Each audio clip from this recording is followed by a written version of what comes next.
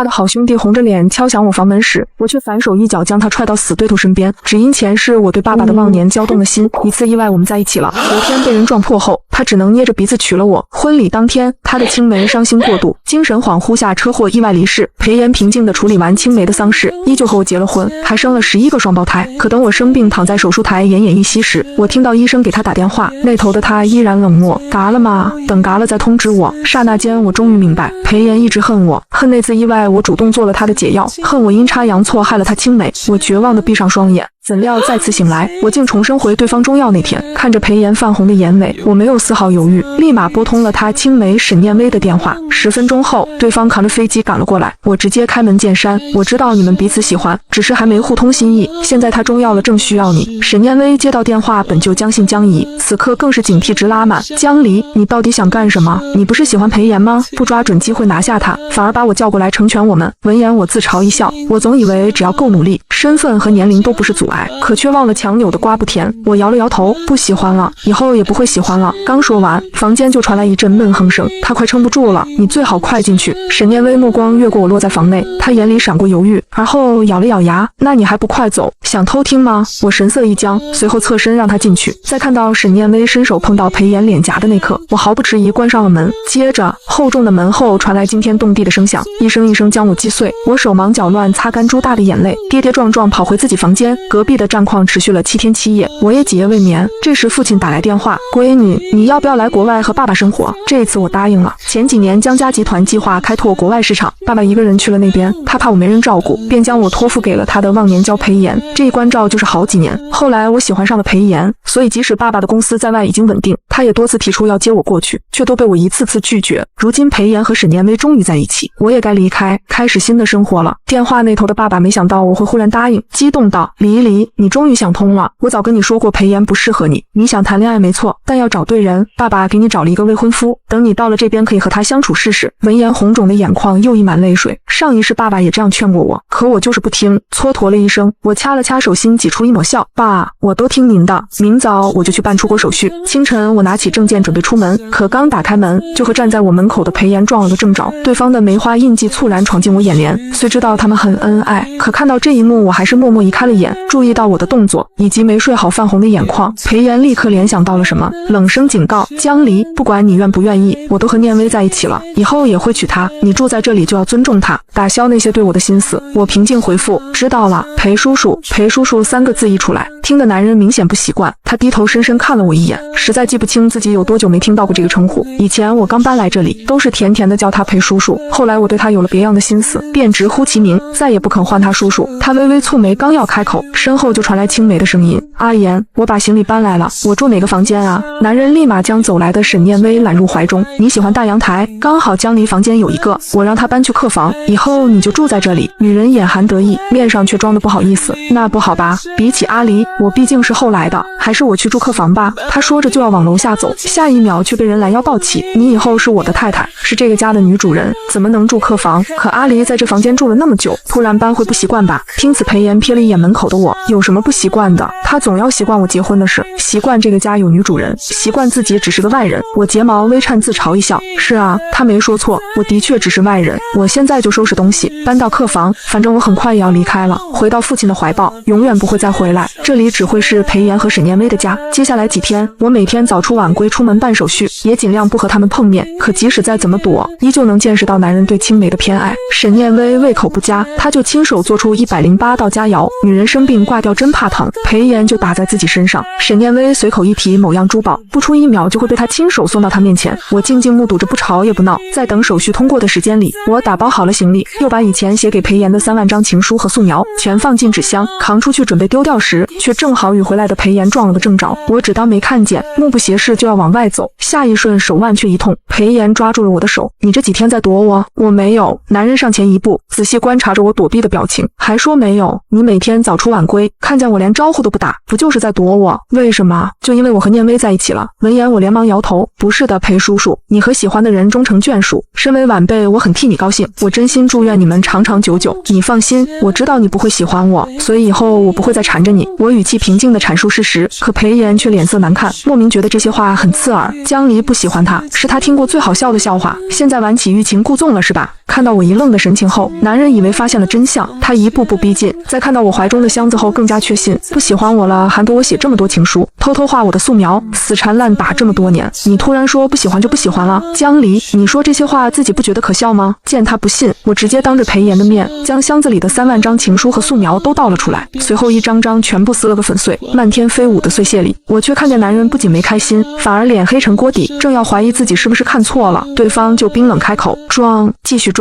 江离，你记住，无论你耍什么手段，我喜欢的人只会是念威。那天过后，我便和裴炎再没说过话，我是对他无话可说，他是觉得我在欲擒故纵，不想理会我。这种局面一直持续到裴家的家宴上，当天的宴会来了许多人，才一个上午，我就见识到了裴家人对沈念威的重视。沈念威一进门，裴母就将传家玉镯套在他手上，这镯子前世我见都没见过。宴会上，裴家人直接在饭桌上讨论起两人婚事，最后愉快地敲定了日期。等宴会结束，我准备回房时，裴母忽然叫住我，说有私事找我谈。来到书房，他直接开门见山，江离，离开阿言吧，阿言已经和念威在一起了，你留在这，除了给他惹麻烦，自取其辱外，还能做什么？对方毫不掩饰对我的不喜，我莫名心里泛起一丝酸涩。以前裴母是喜欢我的，但这份喜欢截止到我向裴炎告白那天，所有人都斥责我荒唐不耻，喜欢上大自己8岁的人，我死死掐住自己手心，您放心，我会离开的。说完，我将包里的出国资料拿了出来，递到裴母面前，我会回我父亲身边和他一起生活。我爸说给我找了个未婚夫，以后我会远离裴炎，永远不会再纠缠他。裴母反复检查了资料后才缓和神色，你最好说到做到。等裴母离开，我才卸掉紧绷的神经，将资料放回包后就要出去，可刚一转身，就和站在门口的裴炎四目相对。你要离谁远远的？闻言我大脑一片空白，不知道裴炎听到了多少，但下意识不想让他知道出国的事，便摇了摇头敷衍，没有谁，你听错了。说完不再看他侧身要走，可裴炎却忽然道，我知晓你不想去国外，以后我和念威结婚你也不必搬出去，我和你父亲是好友，我可以养你一辈子。闻言我惊大了双眼，而来找裴炎的沈念威也愣在原地，随后怨毒的目光狠狠盯着我，我这才回神快步离去。他的那番话我自然没放在心上，只是默默等着手续尽快通过，而后离开。可沈念威却不肯放过我，这天非热情地拖着我要去逛街，但上车没多久我就晕了过去，再次睁眼竟是在海边的悬崖上，看着被束缚的绳子，我刚想问沈念威到底想干什么，却被胶带堵着。沈念威似乎看出我的疑问，冷冷一笑，江离，我也不想这样，但阿言那天的话始终让我不安，我就想证明一下谁对他来说更重要。听到这句话我心中悲凉，这还证明什么？答案不是显而易见的吗？他请来的演员给裴炎发去消息，很快男人就提着一个箱子赶来，钱我已经带来了，放了他们。可早就得了沈念威命令的演员却无动于衷，反而慢悠悠道，裴总，我可不是为了钱。顿时男人的神色一变，声如寒冰，你什么意思？演员表演得十分投入，狞笑着将手搭在我们肩上，听说这2个，一个是你忘年交的女儿，一个是你未婚妻，你只能救一个，你选吧。说完对方手上的绳子微松，眼看就要坠落海底，沈念威被吓得脸色苍白，颤抖着声音道，阿言，救救我，我不想嘎。霎时裴炎的心就被提了起来，别动念威，答案已经出现。演员露出满意的笑，故作惊吓的沈念威也松了口气，他装作感动地看向裴炎，可男人却下意识看向一旁的我，他以为我会崩溃会绝望，可我脸上只有平静，不知道为什么见到我这样他莫名觉得心慌，但还没等他开口，身上忽然一沉，被放了的沈念威感动朝他扑来，他下意识抱紧挚爱，可下一秒他瞳孔骤缩，只因我的绳子被同时割断，径直朝海底坠落，扑通一声，漫天海水将我彻底包裹，无数拉力把我往下拽，我拼了命地往上游，可最终渐渐力竭，眼皮也越来越重，最后彻底失去了意识。等再次从医院醒来时，就见裴炎守在我病床边，对方双眼通红，明显守了我很多天，但我现在已经不需要他的守护。我们沉默地对视许久，终于我率先开口，裴叔叔，你不用守着我，你去照顾沈念威吧，我自己可以照顾自己。男人一愣，复杂地看了我许久才起身离去。而我出院那天正好是沈念威的生日，这是他们在一起的第一个生日宴，因此裴炎办得格外隆重，从法国空运了99999朵玫瑰，开满了整个宴会，数不清的昂贵礼物随意堆在墙角，两人恩爱的照片摆了3000米，随着漫天烟花绽放，宴会气氛更加热烈。裴炎揽着沈念威在草坪中间翩翩起舞，身后大屏上正循环播放着他们俩的甜蜜视频。就在宾客们为两人的爱情羡慕时，大屏幕却突然一黑，接着一份份幼稚的情书和和画像陡然出现在屏幕上，我对裴炎深刻的爱意就这样被呈现在众人面前，顿时全场哗然。我看着大屏幕，脸色惨白，我明明把这些都撕碎了啊，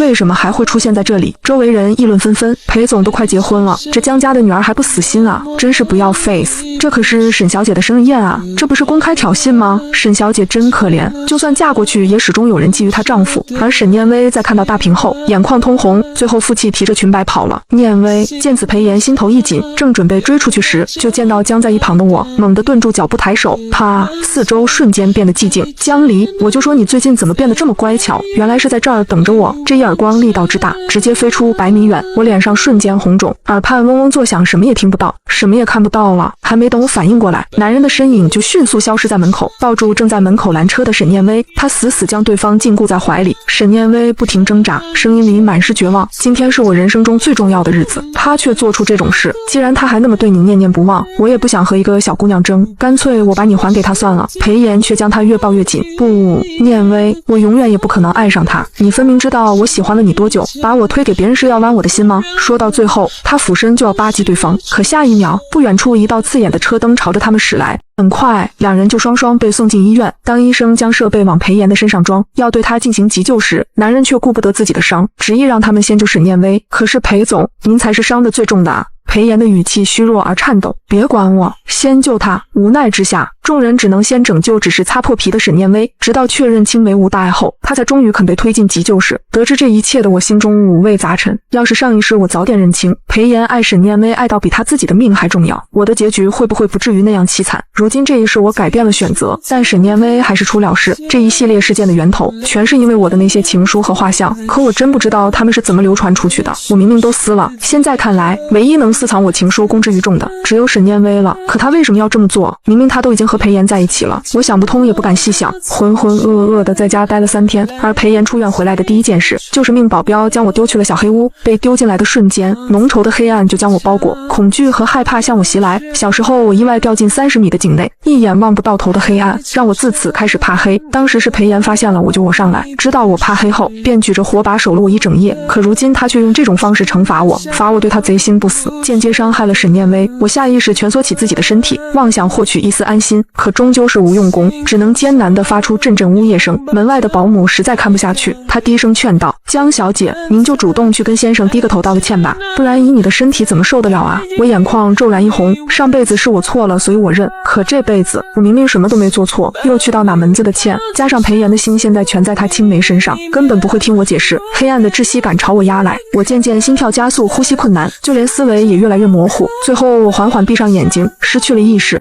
在醒来时，我发现自己躺回了房间，床边正站着神色冷凝的裴炎。这次你闯了这么大的祸，本该关你3天3夜，但念薇心善不与你计较，求着我把你放出来，我就知道你还对我贼心不死。可江离，你给我记住，我不可能喜欢一个比我小8岁的小姑娘，你和我永远都不可能。说完，对方就猛地关上门，将我原本要解释的话瞬间堵在口中。我疲惫地靠在床头，长长叹了一口气。裴炎，我是真的不喜欢你了。此后几天，裴家变得尤其热闹，所有人都在为那2人即将到来的婚礼做准备。沈念薇一边指挥，一边热情地拉住我，似乎之前的种种不快都烟消云散。场地和布置都差不多了，只差个伴娘。我看阿离正好，沾沾喜气，说不定还能找个伴郎当男友呢。说到最后，女人话里还带了一丝调侃。我没有她这么高明的演技，直接将手抽了出来，正要拒绝，裴炎冷淡的声音就抢了先：“她不能当伴娘。”为什么不能当？沈念薇似乎有些诧异，他会拒绝她的提议。男人没有说话，只是抬眸朝我看来。这阵子我似乎听话了一点，也没有再整天缠着她了。但一想到我以后要找男朋友，他心里却莫名觉得压抑不痛快。可要问原因，他也说不出来。裴炎垂眸，正要随便找个借口，就听见我开了口：“我是小贝，当伴娘不合适。其实是我马上要出国了，这场婚礼我注定去不了。”闻言，男人顺着我的话点头。沈念薇这才打消了这个念头。就在我松了口气打算离开时，却又听见他道：“既然阿离当不了伴娘，那为了表示你的祝福，不如把你之前设计的那条婚纱送给我吧，我很喜欢呢。”闻言，我不由得看向裴炎，那款婚纱是我18岁设计的，还曾在一场比赛中得了奖，圈内有无数名媛看中，想买下这条婚纱在婚礼当天穿，当时却被我通通拒绝，只因这是我设计出来留给自己的。我想穿着它嫁给裴炎，裴炎知道它的寓意，可又不想让沈念威失望，便还是开了口：江离，只要你把这条婚纱卖给我，不管你提什么要求，我都答应你。我扯了扯唇，不必了，念威姐说的没错，我也该向你们表示祝福。既然如此，这条婚纱就算是我提前送你们的新婚礼物。说完，我便给婚纱店打了电话，很快就有工作人员将存放在店内的婚纱送了过来，亲手交到沈念威的手中。沈念威得到了心爱的婚纱，也没空为难我，欣喜地跑去试衣间去试婚纱了。我平静地看着他背影，无悲也无喜地转身回了房，却不知裴炎看着我的背影，久久陷入沉思。凌晨，我正待在房间收拾行李，我的东西已经收拾得差不多了，手续也快办好了，很快我就可以离开这里。刚把行李箱藏好，准备入睡，房门就忽然被人猛地推开。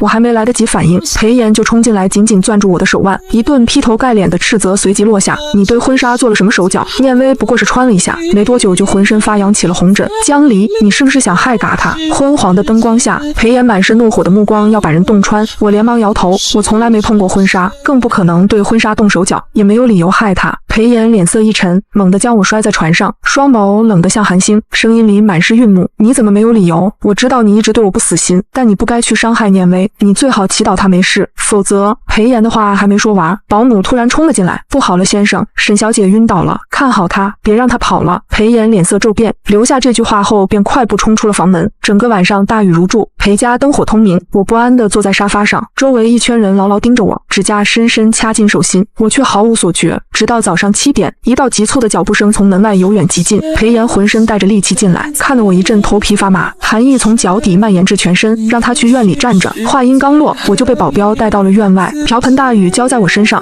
我想离开，却被一圈人牢牢盯住。裴炎冷着脸站在屋檐下，江离，你知不知道，就差一点，念威和他肚子里的宝宝就没了。宝宝，沈念威怀孕了。极度的震惊过后，我很快清醒过来，是了，前世我正是在这个时间点怀的。这一世，我把裴炎推给了沈念威，那么怀孕的自然也就是他。我没心思再细想，衣衫打湿，寒意上涌，我只想早点离开这里，便努力解释道，我没在婚纱上动手脚，更没想过要害他。这段时间出现的种种意外，你不觉得这一切都很蹊跷吗？就算我要陷害他，也不可能一而再再而三，还每次都得手。我原以为说出这番话，素来谨慎的裴炎会发现其中的疑点，可此刻的他全然被愤怒冲昏了头脑。你的意思是，最近这些事都是念威在陷害你？我爱的人是他，要娶的人也是他，他为什么要平白无故构陷你？这也是我不解的地方。我不知道。话刚说到一半，口中便溢出一声痛呼，只因裴炎一个眼神，他的人就将我压跪在地上。江离，你当真是冥顽不灵？膝盖磕地疼得我脸色惨白，眼泪也大颗大颗落下。沈念威才是他放在心尖上的人，对方怎么可能相信我？我下意识想要逃走，可身后的保镖却立刻冲了上来，又被重新死死按在地上。江离，你认不认错？裴炎厉声呵斥，我又痛又冷，浑身发抖，双手却死死攥着拳头不肯屈服。见我不回答，男人耐心告罄，我再问你一次，你认不认错？可我依旧紧抿双唇，迟迟不肯开口。我没错啊，为什么要认错？裴炎见我如此倔强，也动了真怒，让他就在这待着，什么时候认错，什么时候离开。大雨下了1年，我就在这待了1年，看着我整个人形容枯槁憔悴不堪，管家实在于心不忍，跑去向裴炎求情，先生，再这么下去会出问题的。男人这才大发慈悲开口，让他回去吧，告诉他不许再有下次。我也终于支撑不住，头往地上一垂，彻底失去了知觉。之后几天，裴炎都没有回过家，而我病得根本下不了床，在床上养了半个月，才终于能勉强下地行走。养好伤的这天，我接到通知，出国手续已经彻底办好，永居证也办了下来。拿到证件后，我第一时间提起行李准备离开，却与刚回来的裴炎撞了个正着。见此，男人皱眉，江离，你多大了，还玩离家出走的把戏？我已经跟你说过很多次，不准再对我抱有那种心思，你却冥顽不灵，屡次三番加害念威。我惩罚你，难道还罚错了？我听完他的话，只觉得身心俱疲。我究竟要重复多少遍？我是真的不再喜欢他了，他才会相信。见我沉默不语，裴炎的脸色愈发阴沉，最后抬手按了按眉心。算了，你要出去散心也可以。最近念威胎相不稳，我又忙着筹备婚礼，你留在这儿，指不定还会对他做出什么事来。说完，他接过我的行李，不容拒绝道：“我亲自送你去机场。”我也懒得解释，只是默默跟在他身后。车子一路疾驰到机场航站楼，直到我默默提着行李准备下车，他才终于问了一句：“你买的是去哪个城市的机票？”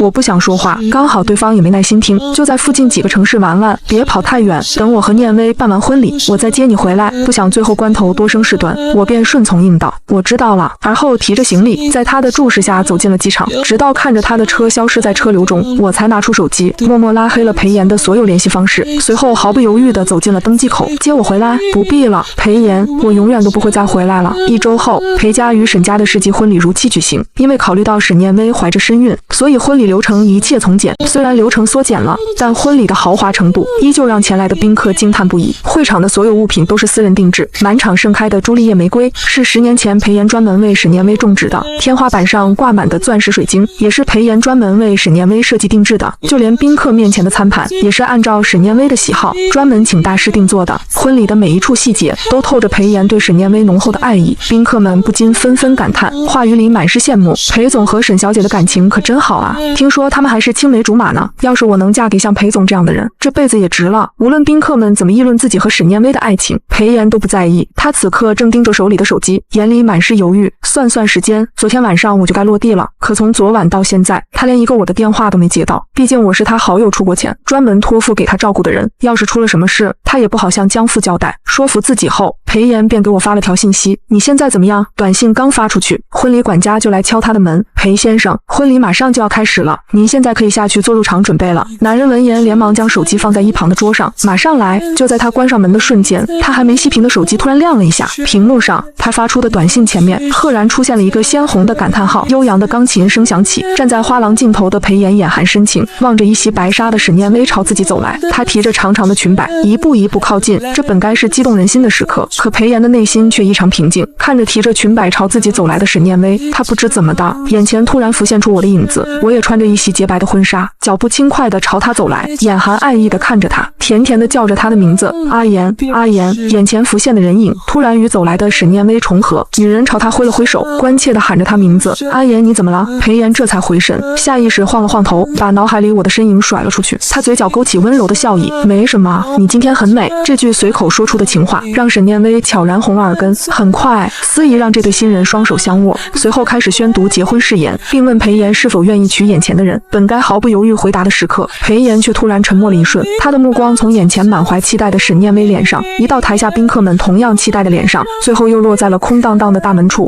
很久以前，我曾扬言说，若是有一天他敢跟别的女人结婚，我一定会来抢婚。裴岩知道我不是在开玩笑，所以今天他专门派了很多人守在门口，以防我来闹场。可如今婚礼已经进行到一半，那个说要抢婚的女孩还是没有出现。明明是件值得庆幸的事，他却一点也高兴不起来。难道我真的不再喜欢他了？这个念头刚冒出来，就被裴岩迅速打消。怎么可能？我爱他爱到疯狂，要我不喜欢他，肯定比嘎了自己还难受。我一定是在欲擒故纵。想到这，他眼底闪过一丝冷意，不管我耍什么花样，他都不会喜欢上我。他此生挚爱只有沈念薇一个人。他连忙收回思绪，重新看向眼前的新娘，郑重的一字一句发誓，深情的告白让沈念薇瞬间红了眼眶。这场婚礼进行得格外顺利，裴岩之前担忧的事全都没发生，他预料中的抢婚环节没有出现，他的妻子全程状态都很好，没有任何不适，就连他的好友都夸赞说今天结婚的他比以往任何时候都认真细致。可只有裴岩自己知道，这场婚礼他根本没有全心投入，他心里总有一个身影不停浮现，扰乱他的思绪。趁着沈念薇回房间休息的间隙，裴岩让管家把自己的手机拿了过来。当看到对话框里那个鲜红的感叹号时，男人的身体瞬间僵在原地。这些年，不管我跟他闹得多凶，都从来没有把他拉黑过。在他看来，这次我是铁了心要欲擒故纵。裴岩揉了揉眉心，顺手拨通我的电话。电话铃声响起的瞬间，男人已经想好了要说的话：“江离，你所拨打的电话已关机。”砰！裴岩猛地将电话倒扣在桌子上。好，江离，你可真有本事，竟然敢把他拉黑。他决定不再管我，他自信只要他去接我，我一定会乖乖跟着回来。毕竟我那么爱他，就算他结婚了，也一定舍不得离开。想到这里，裴岩的脸色缓和了些，他重新拨出一个电话，去查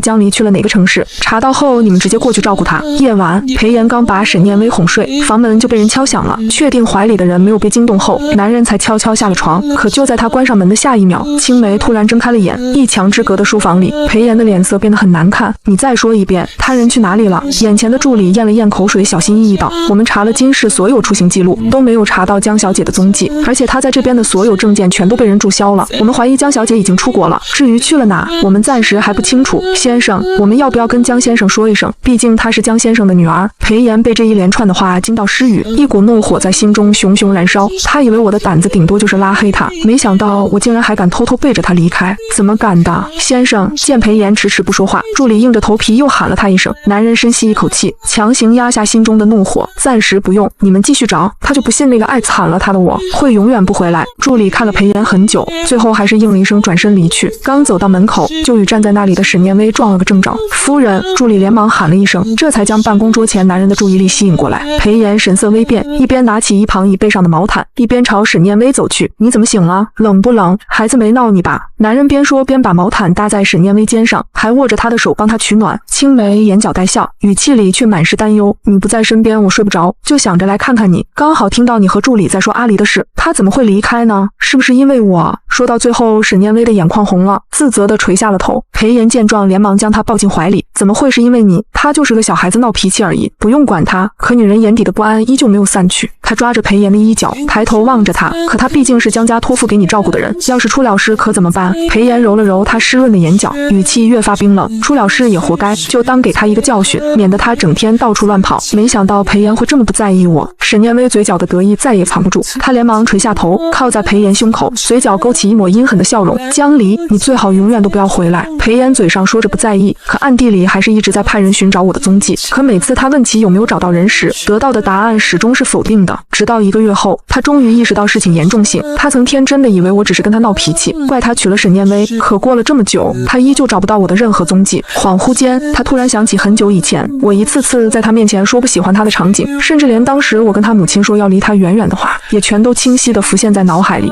那时的他觉得我那么爱他，根本不可能远离他，所以他只当那些话是我的欲擒故纵。如今才明白，只有他自己没把我的实话当真。裴炎放下手，朝办公桌上望去，桌子的一角本该放着他和我的合照，可自从我向他表明心意后，那张合照就被他扔进了垃圾桶，换成了他和沈念威的婚纱照。裴炎朝四周看了看，从前这间办公室里到处都是我留下的痕迹，如今却像我这个人一样消失得无影无踪。裴炎定定地看了角落很久，最后还是拿起手机，准备给江府打电话。人是江府托付给他照顾的，如今我出了这样的事，他理应主动认错。可电话接通后，裴炎还没把准备好的话说出口，电话那头就传来一道冰冷的女声：对不起，您所拨打的电话已关机。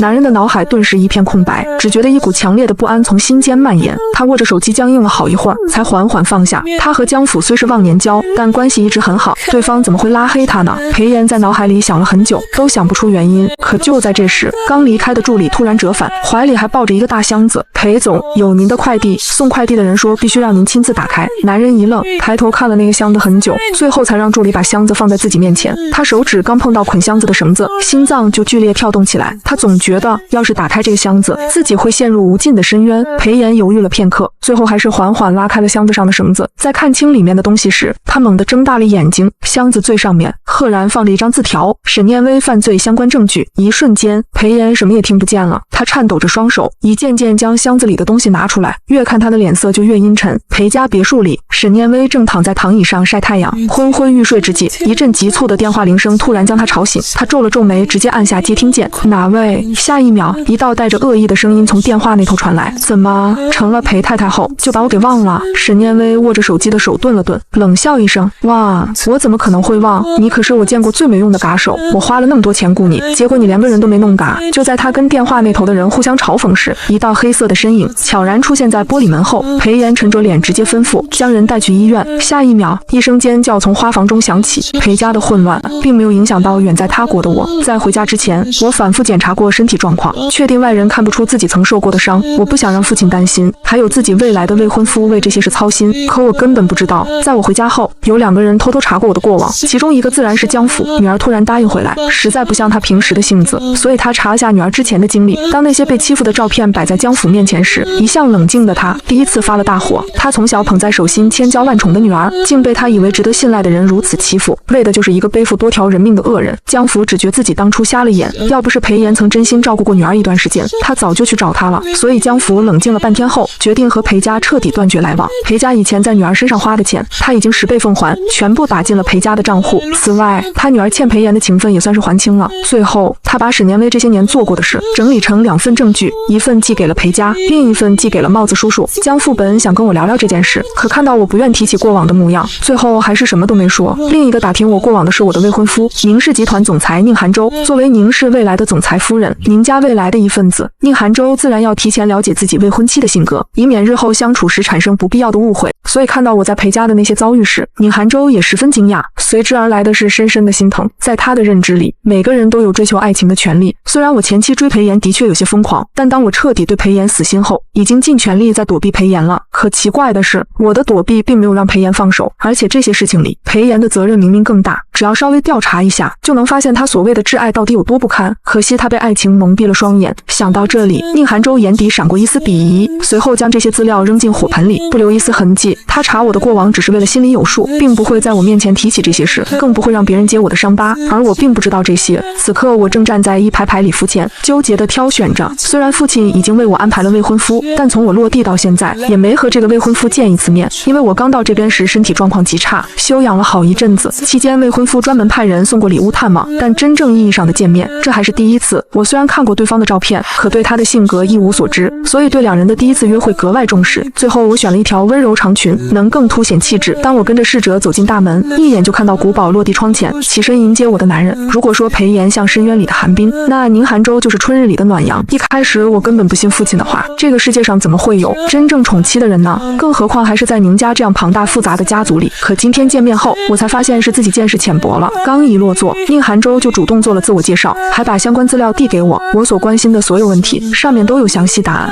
而且宁寒洲期间还时不时伸手照顾我，给我添茶递纸巾。整个过程下来，让人格外放松。我认真打量着眼前这人，心里突然觉得和这样的人结婚生活，或许会是个不错的选择。约会结束后，宁寒洲贴心地送我回家。或许是太过专注于和身边的男人聊天，我没发现，在江家庄园对面的马路上，有一辆全黑的迈巴赫隐藏在矮树丛后，漆黑的车窗内，一双眼眸正直直盯着我。整整3个月，裴炎终于再次见到了我。从得知所有真相的那天起，他用了整整1周才勉强接受现实。他一直厌恶的我是被陷害的，而他爱到骨子里的沈念威，背地里竟是如此心狠手辣的人。那天沈念威被送进医院，肚子里的崽崽也没了。醒来后一直在他身边痛哭流涕，在确凿的证据面前，沈念威不敢再找任何借口辩解，只能不停说自己只是太爱他了。至于他伤害过的其他追求裴炎的人，也是因为这个原因，他不允许自己爱的人被别人觊觎，所以只能亲手让那些人消失。恶毒，这是沈念威说完所有话后，裴炎唯一能想到的词语。他完全不敢相信这是那个他挚爱的白月光。那一夜，裴家和沈家人都没睡，沈家想的是大事化小，沈母把沈念威的恶劣行为解释成只是太过偏激，而裴家这边却执意要裴炎和沈念威离婚，他们绝不允许这么恶劣的人做裴太太。就在两家吵得不可开交时，一群帽子叔叔破门而入，当着两家人的面直接带走了沈念威。一夜之间，裴家上了热搜，当初恩爱的裴家新婚夫妻，女方进了篱笆，男方气得进了医院，两家再次陷入混乱。可裴炎已经顾不上这些了，他现在只想尽快找到我，跟我道歉。可我的踪迹他根本无从查找，派出去的人回来带来的永远是否定的答案。曾经在商场上叱咤风云的裴炎，经历了这一连串的打击后，终于病倒在床上，他双眼空洞地望着窗外，像个没了灵魂的木偶。直到这一刻，他才终于明白自己错得有多离谱。他亲手将真正爱自己的江离推入了地狱。每次闭上眼睛，脑海里都会浮现出我绝望哭泣的脸。等裴炎再次回到别墅时，看到的只有空荡荡的房间。从前他每次回家，那道娇小的身影总会突然从身后出现，跳上他的背，调皮地喊他名字。每一次他都会宠溺地笑一笑，背着他在屋里四处走。有些兄弟还会好奇问他，到底对我有没有别的心思。每次裴炎的答案都是否定。两人的年龄差让他每次看我都像在看一个小孩子，更何况他喜欢的人是沈念威。至于偶尔面对我时产生的异样感觉，他也没放在心上。可如今看着空荡荡的别墅，一股难言的疼痛包裹住他的心脏，让裴炎忍不住弯下腰，指节也因为用力而泛白。就在裴炎想弄明白这是什么情绪时，助理突然闯进来，激动地告诉他找到我了。裴炎顾不上那股莫名的情绪，连忙赶到大洋彼岸。来到江家，他迫不及待地想见到我，想亲自跟我说声对不起，从前的一切都是他的错，希望我能原谅他。可他在这边待了半个月，却连江家的大门门都进不去。江家人看他的眼神如同看仇人，他再笨也明白原因。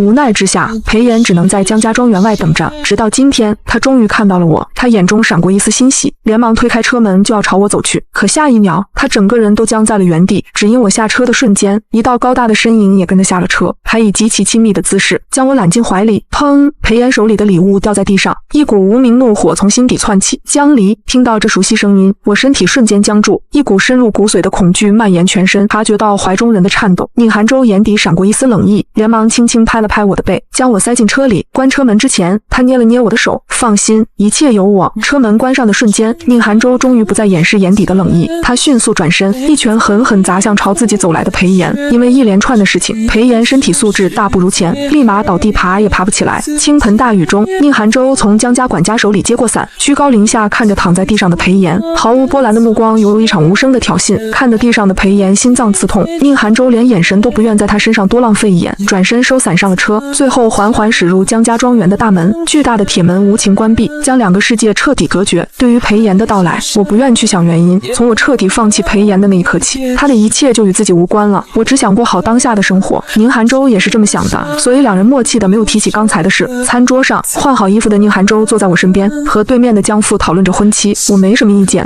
默默坐在一旁，一边吃着饭菜，一边听他们说话，偶尔发表一下自己的看法。而宁寒舟的注意力一半放在和江父的对话上，一半落在我身上，一会儿给我剥虾，一会儿用纸巾帮我擦手指。我的耳根微微泛红。虽然中午在餐厅约会时他就这么照顾过我，但我还是有些不好意思。从前父亲在国内时也经常这么照顾自己。我6岁那年，江府就来了这边，小小的我被裴炎接回裴家。裴炎确实宠爱我，但为了锻炼我的独立能力，除了我生病时，其他时间几乎不会帮我。如今宁寒舟是第二个这么贴心照顾自己的人，而且他对待自己的方式像在照顾一个1岁的洋娃娃，更何况还当着父亲的面。我咬了咬唇，还是吃下了宁寒舟包好的虾。作为回报，我给对方盛了一碗汤，小心烫。我边递边小声提醒。宁寒舟愣了一下，随后弯了弯嘴角说了声好。看到两人恩爱的模样，江府脸上满是欣慰。晚饭后，江府和宁寒舟去了书房，半个小时后，男人才出来。他低笑着揉了揉我的发，明天见。等他出了庄园外，一眼就看到角落里裴炎的车，他随手转了转手腕上的佛珠，人还是不要太清闲才好。之后1个月，我和宁寒舟的感情迅速升温，而被10几通紧急电话叫回去的裴炎却忙得焦头烂额。虽然沈念威已经进了篱笆，但沈家人还是时不时来裴家闹事。一向养尊处优的裴母直接被气进医院，裴家股票也一路下跌。等他终于处理完所有的麻烦，重新回到我这边时，又被另一个消息震得回不过神。我订婚了。他不敢相信曾经我那么爱他，甚至说过非他不嫁的话，怎么会和别人订婚？就像珍藏多年的宝物被人偷走。裴炎的愤怒中夹杂着痛苦，他闭上眼睛，过了很久才开口，让司机掉头朝我订婚的场地开去。巨大的古堡分为上下2层，上层接待的是江宁两家的至亲，下层主要接待两家的合作伙伴。可笑的是，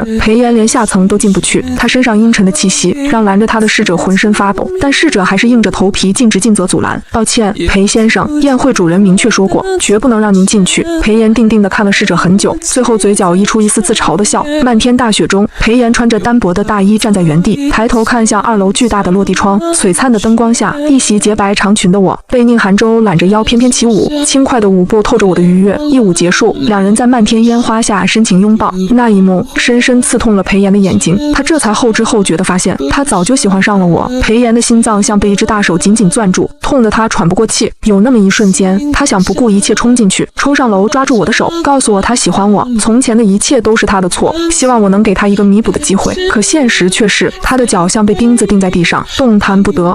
白雪落满了他的全身，可身体上的寒冷远不及心底的冰凉。他眼睁睁看着曾经爱他如命的女孩站在另一个男人身边。城堡前站立的雪人渐渐吸引了很多宾客的目光，人们站在落地窗前，喝着温热的可可，小声议论着这个雪人是谁。最后连宴会的2位主人公也被吸引到了落地窗前。看清那个雪人的面容时，我有些意外，意外过后又觉得可笑。裴家的事情我也有所耳闻，裴炎心中纯洁无瑕的挚爱，如今成了恶毒的代名词，而他一直厌恶的我，才是这场风波中最无辜的受害者。2个女人的形象彻底颠倒，裴炎终于意识到自己从前的错误，才不远千里来找我，所以才会在大雪里做这种自以为深情的事。我捏着杯子的手紧了紧，最后若无其事地移开目光，语气带着一丝嘲讽。如果沈念威没出事，我恐怕到嘎都等不到他的道歉。人就是这样，只有等到真相大白，等到失去后才知道后悔。可我根本不需要这种迟来的悔意，也不想再因为这些事徒增烦恼。从此以后，不再来往，不再相见，才是我和裴岩之间最好的结局。一旁的宁寒舟什么也没说，只是默默将我抱进怀里，无声地安慰着。等宴会结束，站在雪地里的裴岩也没能等到我。这场大雪让他再次高烧昏迷，迷糊中他一次次喊着我的名字。一旁的助理于心不忍，连夜托了很多关系，只求我能来医院见裴岩一面。可最后，助理只收到了宁寒舟让人送来的录音笔。静谧的病房里只有裴岩一个人，他拿着录音笔看了很久，最后按下了开关。我的声音清晰地传来：如果沈念薇没有出事，我可能到达都等不到他的道歉。一直听到我说和他再也不复相见的结局，男人终于压制不住痛哭流涕，一把将录音笔砸在地上。他绝望地倒在床上，眼底满是悔意。宁家庄园里，得知东西已经送到裴岩手上后，沙发上的男人勾唇笑了笑，这笑容像一缕春风，让从楼梯拐角下来的我也跟着笑了起来。什么事让你这么开心？男人连忙起身，上前牵着我走下最后一级台阶。一件很有趣的小事，我没有多问，跟着他在沙发上坐下，对方将我紧紧揽在怀里，气氛一时有些微妙。片刻后，一切都水到渠成。隔天我还在休息，宁寒舟下楼就见管家一脸为难地看着他。先生，大门外突然堆了很多礼物，说是送给夫人的，您看。听到这话，男人立刻猜到这些礼物是谁送的，他神色未变，平静地说：都送回去，别让夫人知道。管家连忙应了声是，转身去处理那些礼物。裴岩得知礼物被送回来后，也没什么反应，只是让人继续送。就在宁寒舟以为这些礼物只会送到宁家时，裴岩竟然带着礼物出现在了宴会上。这是宁家市交所举办的宴会，也是我第一次以宁太太的身份参加。我一袭长裙摇曳生姿，中指上那枚800克拉的宝石戒指是宁寒舟去年送给我的生日礼物，引得全场宾客艳羡。从我挽着宁寒舟手臂出场那一刻，就吸引了所有人的目光，自然也包括角落里裴岩的视线。看着人群中心笑容明媚的女孩，她眼底泛起一丝苦涩，她都快忘了自己有多久没见过我的笑容了。她拿着礼物的手突然攥紧，脆弱的礼物盒差点被捏碎。作为宴会的重要人物，宾客们纷纷向我送上见面礼。终于，裴岩也抬脚朝我们走去，可还没等他开口，宁寒舟就先一步揽着我朝2楼包厢走去。阿离，裴岩神色微变，连忙要追上去，结果2个高大的保镖直接伸手拦住了他。宁家的管家也站到他面前：裴先生，人贵在有自知之明，您对太太做过什么自己清楚，先生没因此针对您，已经是给您留面子了。管家的话像一个个无形的耳光，扇得裴岩脸颊发烫。这一幕自然引起了周围宾客的好奇围观，有些知道裴岩和我过往的人都在议论纷纷。眼看场面越来越难控制，宴会主人终于出来，委婉地请裴岩离开。裴岩的脸色难看到了极点，可他也知道是自己理亏，只能转身离去。身后的欢呼声和掌声越发显得他可笑。2楼包厢里，宁寒舟将我抱在怀里，想哄我开心。如果早知道裴岩会来，他绝对不会带我参加这场宴会，就算要来也会提前把裴岩赶走。可惜裴岩像是下定决心要追回我，所有事情都交给了专业的人打理，甚至还在这边买了房子。宁寒舟不是没有办法解决裴岩，但对方毕竟是我名义上的叔叔，也照顾过我很多年，有这份情在，他不能对裴岩动手。这也是江府得知裴岩来这边后，让宁寒舟不用管他的原因。从前的恩怨就当过去了，未来互不相欠才是最好的。有了这次先例，宁寒舟在为我举办生日宴会时，专门派了很多保镖守在各个入口，生怕裴岩突然闯进来。可令人意外的是，这次裴岩没有出现。男人听到管家的汇报后，眼底闪过一丝意外，但心里还是莫名不安，所以依旧让管家派人守着。此次我的生日宴会格外隆重，宁寒舟不仅包下了全球所有的广告屏，全程播放宴会盛况，古堡周围还摆满了烟花，准备在我吹生日蜡烛时点燃。此外，整个古堡都缀满了我喜欢的鲜花和钻石，宾客送来的贺礼堆成了小山，几乎和宁寒舟专门定制的城堡蛋糕一样高。生日宴会气氛最热烈时，我戴上了宁寒舟花上衣拍下的真爱之心项链，和他一起吹灭了生日蜡烛。就在蜡烛熄灭的瞬间，古堡外漫天的烟花在黑夜中绽放。这场烟花持续了很久，直到宴会结束，宾客们三三两两的离去。我和宁寒舟作为主人，站在城堡大门前目送他们离开。就在我要开口说些什么时，半空中突然升起了无数无人机，开始发光，组成各种图案。我下意识看向身边的宁寒舟，用眼神询问是不是他安排的，可男人却摇了摇头。他确实为我准备了无人机秀，但绝不是现在。就在这时，旁边还没离开的宾客突然惊呼起来：天哪，好漂亮！这些无人机的图案像是在跟人告白呢，这个想法也太浪漫了吧。这话一出，我和宁寒舟的神色同时一变，下意识朝半空中的无人机看去，越看我的脸色越难看。这些无人机组成的图案我太眼熟了，最开始是我的单人图案，到了中途单人图案变成了2人的，其他宾客没认出男生是谁，可我一眼就认出那个男人是裴炎。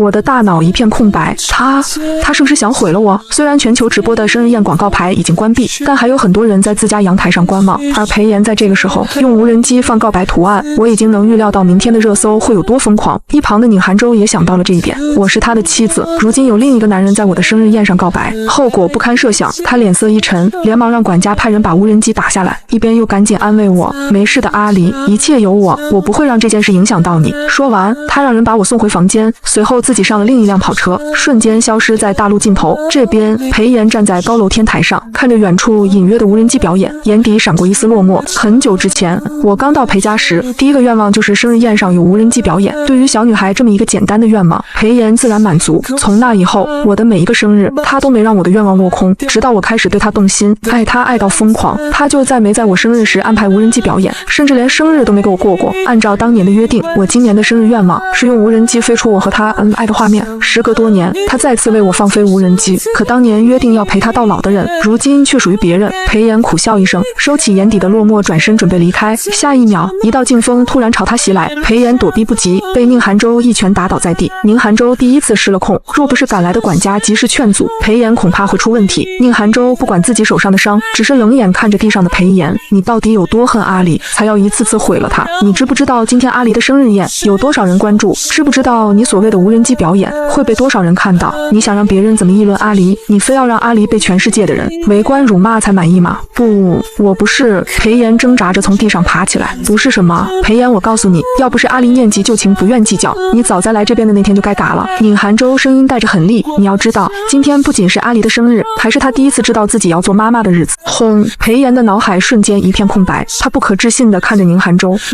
你说什么？不知从哪里来的力气，裴炎猛地从地上爬起来，挥拳就要冲过去。你怎么敢的？你怎么敢？宁寒舟依旧没动，眼睁睁看着裴炎被他带来的保镖再次撂倒在地。我怎么不敢？因为阿离爱我，我也爱阿离，所以我们愿意共同抚育我们的孩子。说起敢，你当年把怕黑的阿离丢进小屋，让他在雨里待了1年，你又怎么敢的？江家把孩子托付给你照顾，你却差点害嘎他。宁寒舟看着地上脸色越来越苍白的裴炎，冷笑一声，阿离怀孕了，因为你的原因，她的胎像一直不稳，你要是识趣，就别再来打扰她。裴炎的反应，宁寒舟已经不在乎了，转身回了宁家庄园，把自己收拾干净后，才悄悄回了房间，看着躺在床上小心翼翼护着小腹的我，宁寒舟眼底满是温柔。隔天看到我醒来，男人就温声安慰，都解决好了。悬了一夜的心终于放下，我往他怀里靠了靠，轻声应了一声，趁着我的孕肚还没显怀，我们赶紧筹备婚礼。虽然时间紧张，但该有的准备一样都没少。我们先领了结婚证，又去拍了婚纱照。一想到肚子里的孩子能和自己一起拍婚纱照，我就觉得很神奇。很快就到了婚礼当天，婚礼流程虽然从简，但处处透着奢华。婚礼地点选在我最喜欢的教堂，婚纱是宁寒舟很早之前就找人专门为我定制的，伴手礼也是2人精心挑选的。因为不想让我太累，这场婚礼只请了双方最亲近的亲朋好友，从宣读誓言到交换戒指，每一个环节我和宁寒舟都格外专注。这一刻我们的眼里只有彼此。这场婚礼办得简单又低调，直到婚礼第2天，远在国内的裴炎才知道，想把我抢回来的冲动依旧存在，可他深知已经没有可能，只要一闭上眼睛就会想起录音笔里我说的话，所以他只能偷偷去看我，手里想送给我的礼物越积越多，他再怎么不甘心也没用。10个月后，我生下了一个女儿。从前的宠妻狂魔宁寒舟，如今变成了宠女狂魔。女儿满月酒那天，宾客云集，裴炎也精心挑选了一份礼物，想送给我的女儿，但为了保护孩子，从宝宝出生到现在，我和宁寒舟从没有让女儿露过面，网上连一张孩子的照片都找不到。裴炎只听别人说孩子长得很像我，听到这话，他眼底闪过一丝恍惚。如果当初他没有误会我，如果没有沈念薇，他和我最后会不会在一起？他们的孩子会不会也长得像我？记得以前我还喜欢他的时候，曾跟他幻想过未来的孩子，可他却冷冰冰告诉我，绝对不会和我生，还让我少做这些不切实际的白日梦。想到这里，裴炎眼底满是苦涩。就在这时，书房门被敲响，先生，车子已经准备好了。男人闻言连忙拿起书桌上的礼物往外走。前往机场的路上，他靠在椅背上闭目养神，心里不停演练着见到我和孩子时要说的话。可就在这时，一道刺眼的白光突然照向他们的车，随后是一声急促的刹车声和剧烈的碰撞声。危险来临的那一刻，裴炎没有感觉到疼痛，只是觉得可惜，他再也见不到我，也见不到那个和我长得很像的女儿了。尖叫声、救护声混杂在在一起。车里的裴岩只觉得越来越困，最后什么声音都听不见了。医院里，裴家人在手术室门口围成一团，每个人脸上都满是焦急，直到外面天色渐亮，关了一夜的手术室大门终于打开，却听医生带来一个消息，裴岩只能以植物人的状态活着了。听到这话，裴母眼前一黑，差点晕过去。过了很久，他才开口问：撞他的人呢？在哪里？一旁的管家连忙回答：夫人，对方当场就去世了。但是我们查到了幕后主使是沈家的人，他们是为了篱笆里的沈念威。一听这话，裴母瞬间明白了，当初沈念威刚进去的时候，沈家经常来裴家闹事，最严重的时候还把裴母和裴父都气进了医院。后来裴岩回国，终于狠心不顾往日情分，让沈家几乎天亡娘破，裴家这才清静下来。所以裴家人根本没想到沈家竟然还留有后手。一想到这里，裴母只觉得造孽，所以等去看望沈念威的时候，她再也忍不住破口大喊。沈念威静静看着对方抓狂，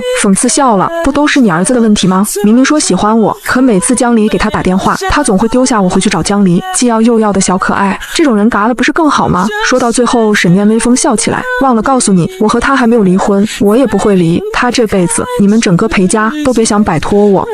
裴母气得浑身发抖，半天说不出话。裴家的闹剧最后还是传到了我耳朵里。再次听到裴岩的名字时，我眼底闪过一丝恍惚。从我放弃喜欢裴岩来到这边后，就再也没和裴岩有过交集。我也没想到对方会落得这样的结局，但我的心异常平静，毕竟我们如今已是陌生人，他的一切都与自己无关。远处，宁寒舟抱着女儿朝我走来，温柔牵起我的手：阿离，我和女儿来接你回家。我眼含笑意地看着父女俩，握住宁寒舟的手，笑着道：好，我们回家，从今以后3餐4季都有他和女儿陪着我。